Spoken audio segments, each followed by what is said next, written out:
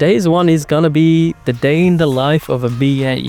So as you guys know, my day job is a business analyst, and I wanted to take you through some of the stuff that I did today.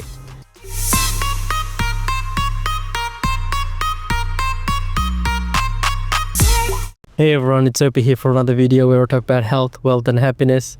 So I've just finished a podcast. It was a long one actually, went on for about 2.5 hours, but it's been a long day. So I'm heading home now from the other side of town, almost 11:15, and I thought I'll make this video. And today's one is gonna be the day in the life of a BA. So as you guys know, my day job is a business analyst, and I wanted to take you through some of the stuff that I did today. So what did I do? I updated what's known as a support document. So when a project finishes up, it needs to transition to the BAU team, the business as usual team. So in case something goes wrong, something gets broken, everyone knows which team, which area, maybe even which person to contact to fix that side of the issue. This is a support document, also known as a support model as well. So if you put the processes in to support the project after it finishes up, it's called a support model. How it's supported after the project finishes up, and like I said, it transitions into the business as usual space. So finish that off. I managed to actually smash it out in quite quickly, which was good because I had all the information anyway, and it was just a matter of putting it all together into a simple document, which ended up being 7 to 8 pages.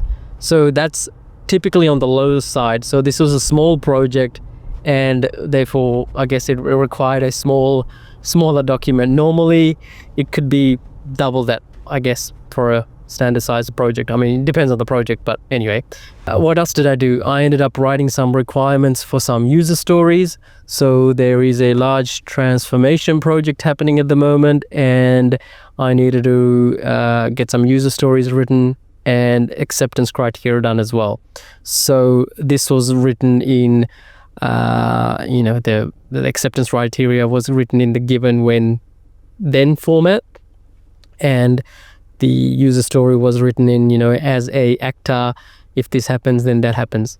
So it's the whole, you put the preconditions in there, then the trigger, and then the outcome. So that was all good. What else did I do? No workshops today. So sometimes, there's obviously workshops that go on as a business analyst, and what a workshop, the whole idea of a workshop is basically getting together with all your stakeholders to gather requirements that you need to progress stuff forward. So I didn't have any today, but that's typically an activity that was done. And I've realized, so just a side note, I know you guys love my side notes. So this particular camera is mounted on one of these suction cup things. So I finally got one of these suction cup things, and it's really cool. So obviously, I don't know if you guys can tell, the camera's holding on pretty steady. I've got the night light on, and I don't know, hopefully it's not illegal to do this, but yeah, we'll find out. What else did I do today? There was a retrospective meeting.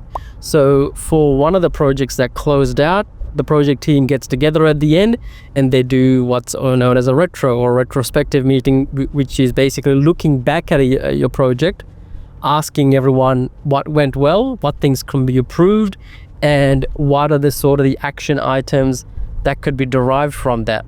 One of the major issues that happened was, I can tell this between you and me, one of the developers that we had wasn't very good. It was just clumsy mistake after clumsy mistake. But the problem was, we couldn't say this in the retro because it looked like if we said this, it would be pointing to this one particular person.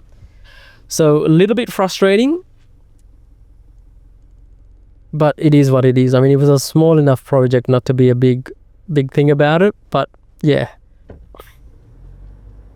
There's another project that I'm on actually.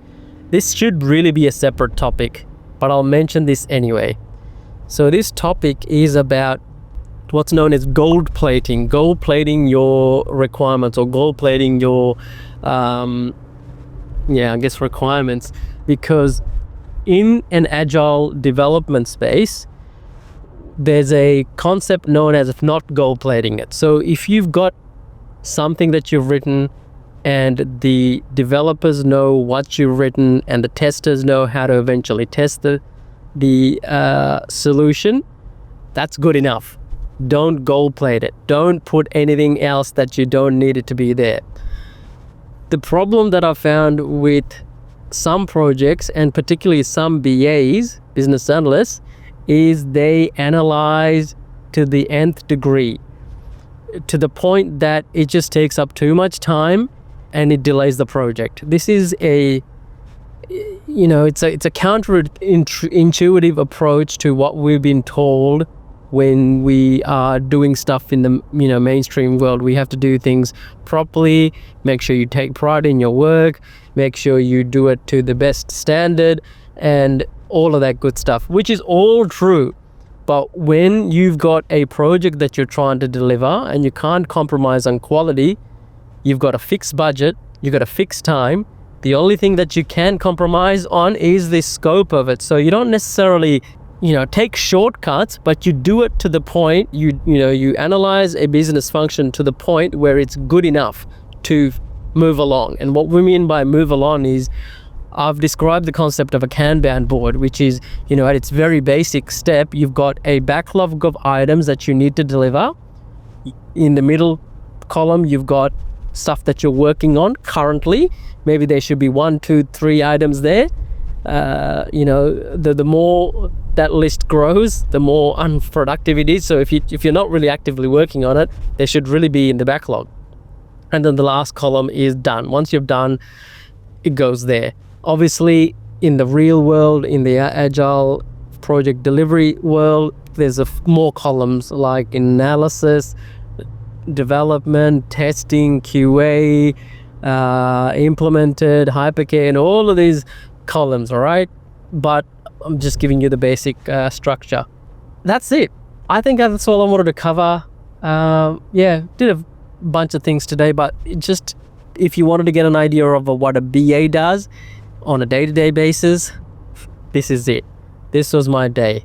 Obviously, because I'm doing these extra stuff to keep myself busy, my day's been that much longer, because I've just finished this probably about 2.5 hour interview. It was a really good interview, all about sort of mindset and stuff. Anyway, I'll talk to you in the next one. Bye.